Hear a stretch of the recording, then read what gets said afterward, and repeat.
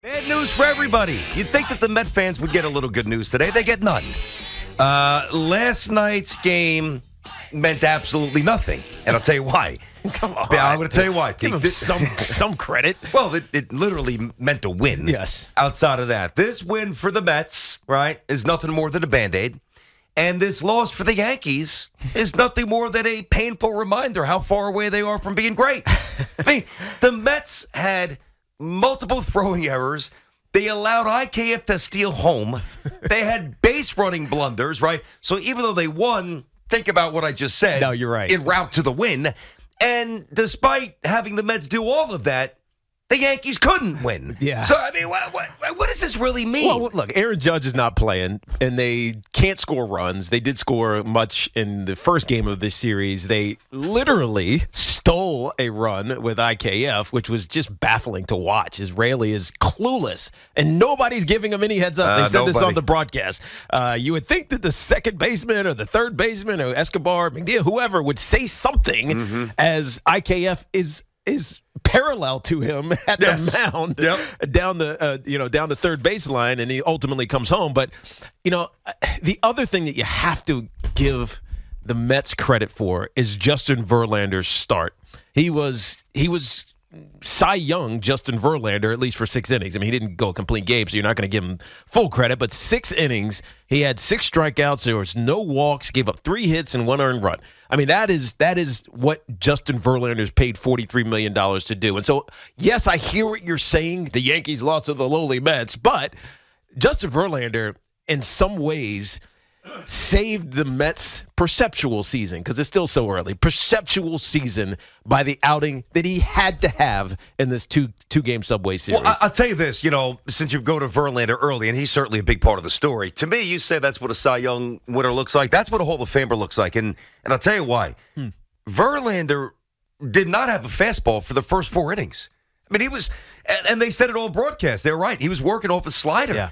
I mean, he just couldn't pop it. He couldn't locate it, right? So he was getting outs, and a lot of them, off a slider.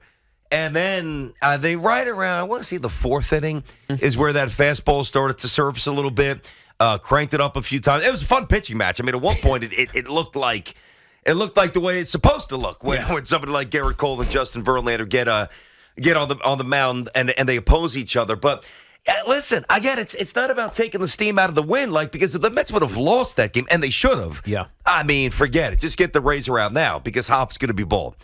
But I really think I unpack nothing except what I said to start the show. It's a literal win, and all we saw was that, the win for the Mets, to me, is nothing more than a Band-Aid, and the loss for the Yankees is nothing more than a painful reminder how far away they are from being a World Series champion. Yeah, well, you know what I mean? I see that in a series. Sense. There's so much that the Yankees need. The most important one, though, is health.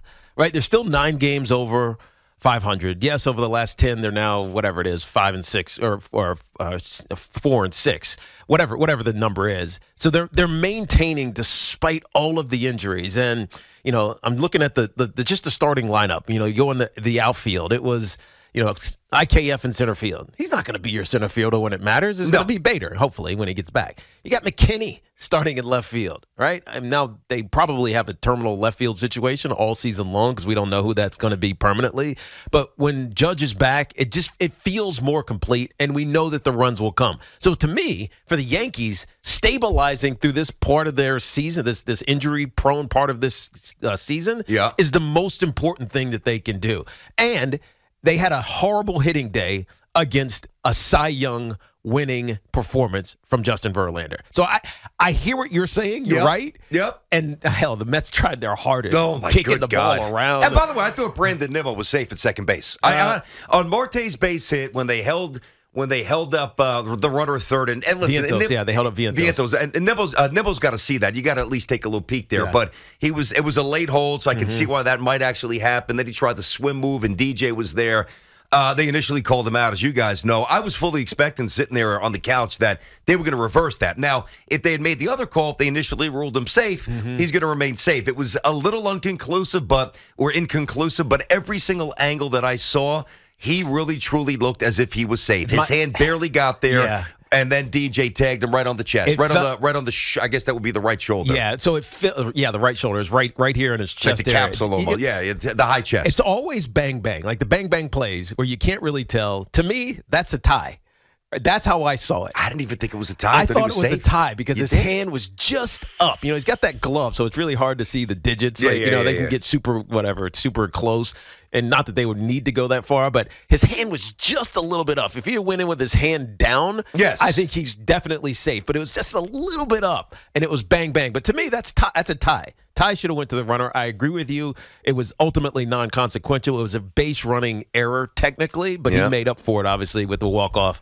Even though, Guillorme was almost down at home, but it is what it is. What a weird couple of days. Yeah. I mean, you had an inning with 2 balks. You had a pitcher ejected, and before he throws a pitch, obviously the night before, Escobar was almost out of home. Yeah, Escobar.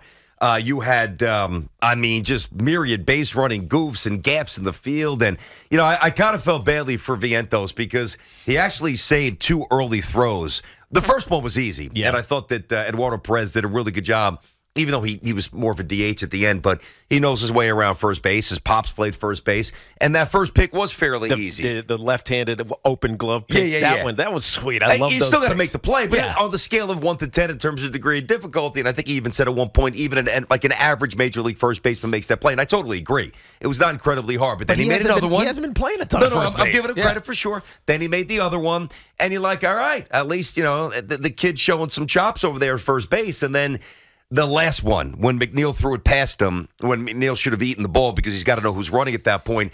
And I thought Perez did a really good job of demonstrating the subtleties of the position. You're a right-handed first baseman. He was leaning too far left, and he committed to almost too wide of a base on the stretch that he couldn't reposition quickly, and he got to catch that ball. His right foot was in the middle of the bag as opposed to the edge of the bag. Correct. But you got to make that play. I felt badly, so I guess from a Mets perspective, good to see him get a hit. He crushed that ball up the middle late. But I think 114 exit. I kind of think it reinforces what you're saying in a sense. The Mets tried their hardest to give this game to the Yankees with errors in the field, but it also tells us, something about the Mets. Last year, all that conversation about Buck Showalter focusing in, honing in on the little things, like the awareness on the base pass, the sacrifice bunts, make small ball in it offensively, gloving it defensively. That feels like it's years ago instead of a half a season or a season ago. They are not fundamentally sound. No. In a lot of different ways. And the IQ, like the in-game IQ, seems to be like waning for this Mets team. And so you're right. The Yankees should have won this game. But the hard part is you get an ace performance from Justin Verlander. I almost excuse it from the Yankees because of who the Mets had on the mound. But once it got into the bullpen, that's when the Yankees got a feast, and they really didn't. They had to literally steal a run. Yep, 877-337-6666 is the number. Tiki and Tierney on the fan. So a little 2-game mini snippet. We'll get it back in the Bronx when they reconvene. By the way, we're inside of our Town Fair Tire studio. Friends at Town Fair remind you that you always get the guaranteed lowest price on name brand tires from Connecticut to Maine. Nobody beats Town Fair Tire. Nobody. I know that you guys saw this. Lindor, not totally shaving the dome, but he's going with a little bit of a different look, and I can't help but wonder if he's been inspired by the eventual new haircut that our boy Hoff is going to have. I mean, you have to laugh at the irony. Like, here we are, we just have a bet, for those of you who missed it, and Hoff's the one who proposed it. It wasn't even me trying to troll. If the Mets don't make the playoffs, he's got to shave his whole head, and you look like Freddy Krueger without hair. I got to be honest with you. That's what you look like. If you see the picture on social media, I think you guys will agree. And the next day, Lindor shaves his head. I mean, it's amazing. It really is. He listens to the show. I know he does. He's locked in. Do you like it or do you not? Well, Lindor? Do you like the clean, like the neat? I liked his flair. Or you like the flair? I did like the flair. You like the drip? Yeah, I did. I like his color. It's colorful. It matches with his glove, his cleats. I like all that stuff. Yeah. You don't want the professional Lindor. You want the quirky. No, that's Lindor. that's what I want. I always like when guys shave their head because it makes them look younger. That's why I'm like, I hope Aaron Rodgers shows up with a buzz cut. I don't think he's going to, but I hope that he does. No. You know? So listen, Met fans, we were We were hammering out taps this morning if they would have lost that game. I mean, just imagine the vitriol. I mean, it's one thing to steal home. It's another thing to steal home in that manner. He was safe even if the pitch was a perfect strike right down the middle of the plate. And they actually said on the telecast, and I don't think they were wrong, and it was actually, he's not going to get credit for this because he didn't pay any attention to IKF, and that's the reason he was able to steal home. But they said that they thought that Raley actually tried to throw at Rizzo because if he hits him, it's a dead ball. And I got to tell you, I thought the same thing. I did not even register that. If that hits Rizzo again, I mean, the guy gets plugged. I don't know how he doesn't get hurt. He basically almost took one in the heart. It was high and inside. Yes. It really is. I know. Now, you could also say that maybe Raley became unnerved, that he, you hear these footsteps finally, and then maybe somebody gets their head out of the clouds and yells, he's going! And you kind of, accelerate things and speed things up, and you lose your release point, and you fire one high and inside. It just looked so messy. Yeah. So disjointed, but they won. They found a way. They found a way to come out of it. So ultimately, you got to give the Mets credit, but I give mostly Justin Verlander the credit for figuring out how to pitch. No question. Right? Because we saw this with Scherzer. We see this with other pitchers. When they lose a pitch, they still stick with it. Right? Fastball. I'm just going to, you know what? I'll find it. I'm shooting three-pointers. Brick, brick, brick. I'm going to find it. I'm going to keep shooting them. Scherzer keeps throwing the fastball. Verlander, he went to the slider, and it got him through 6 innings, and it was he was fantastic. So I almost excuse the lack of hitting for 2 reasons. 1, because Verlander was great for the Yankees and against the Yankees, and 2, the Yankees are still decimated with injuries, and it'll be better as the season goes on. It's a great win for the Mets, but I understand why the Yankees came up short. T, we got a little issue with my phone bank. You got to hammer in the calls till we get that going here. Yep, let's get Matt, who is in Ocean Township, New Jersey. What's up, Matty? What's up, Matt? Player. Hey, guys, man. Thanks for taking the call. Okay. Just recapping on the game last night. I'm a diehard Mets fan, and it was nice to see Verlander get going. I really think him moving is what he needs to do, and I think Max, needs to be watching closely from that. But all in all, I mean, the Yankees are so beat up. It was a great win last night, but I don't take much from it. It's very hard to watch those 2 games and watch what they put on the field and walk away feeling pretty good about the team. Like I said, it was a great win, but still a lot of things in the air. Very messy in the field. They don't really seem to know what to do in the big plays, and I just don't think they have, the smarts to get by some of these guys. Well, I don't think they have the talent either, Yeah. which is even double whammy there, Matt. Yeah, appreciate the call there. Like and it's not just the last couple of games, but I feel like it was just amplified the last, and not just because it's the Yankees. I think there were more mistakes. There's been a lot of mistakes this year, but it was a comedy of errors. I mean, mental breakdowns, physical gaffes. I mean, whether it's on the bases, whether it's throwing the ball in center field from behind the plate, whether it's not turning 2 or no one went to eat it. Giving up a steal at home. I know the Mets won a game, but that's what I walk away with. Like, to me, it's nothing more than a Band-Aid. Well, it's just a Band-Aid. Well, it also feels, from the Mets' perspective, like they have moved around and guys are playing so many different positions. And we talked about the lineup before. I mean, the batting order before. McNeil's, I thought he was a great glove. He should be. And he's booting the ball in right field when he's out there left field. Left field. He's booting the ball out in left field a couple nights ago. He doesn't get one up the gut, which he had his glove on. He should have gotten a game or so ago. Throwing error, even though it was, probably pickable by Vientos. It was a terrible throw. Shouldn't have thrown it. That's the point. He's got to know better there. So, shouldn't have thrown the ball. I feel like the Mets are pressing, and that's what's causing all of this chaos with the errors, both offensively and defensively for their team. And it's got to be frustrating for Met fans to know that this team was built to have excellence, and ultimately it's gone.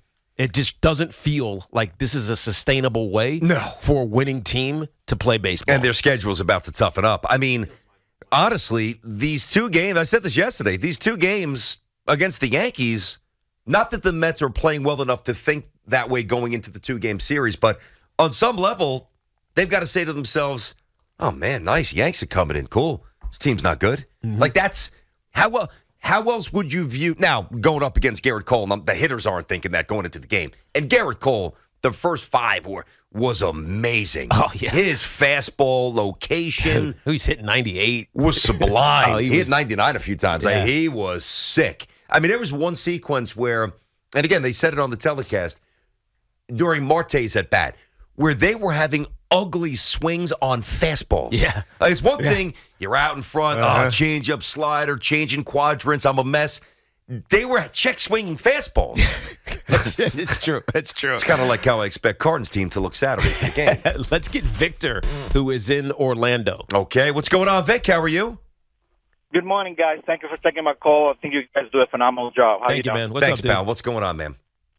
I have just one question about the Yankees. Do you guys think the Yankees will bring back Severino? If you look back at 4 or 5 years he's been with the Yankees, this guy has not been consistent. And if I'm an owner and I'm thinking about investing on him, I'll probably think twice about that. So I want to hear your opinion. I hope you have a great day. I'll give you my thought. Thank you, Victor. And thanks for the call. I think it's very much up in the air, and obviously how he pitches the rest of the way is going to dictate just how aggressive the Yankees are to keep him. What could happen to Severino for these a smaller market team might view him based on his sheer stuff, right? Over the years, even though he's missed a ton of time, as a cheap route to a guy with ace stuff. And I can see a team giving him more years and more dollars than the Yankees would, because the Yankees have lived through all of the injuries and most recently just him not looking good.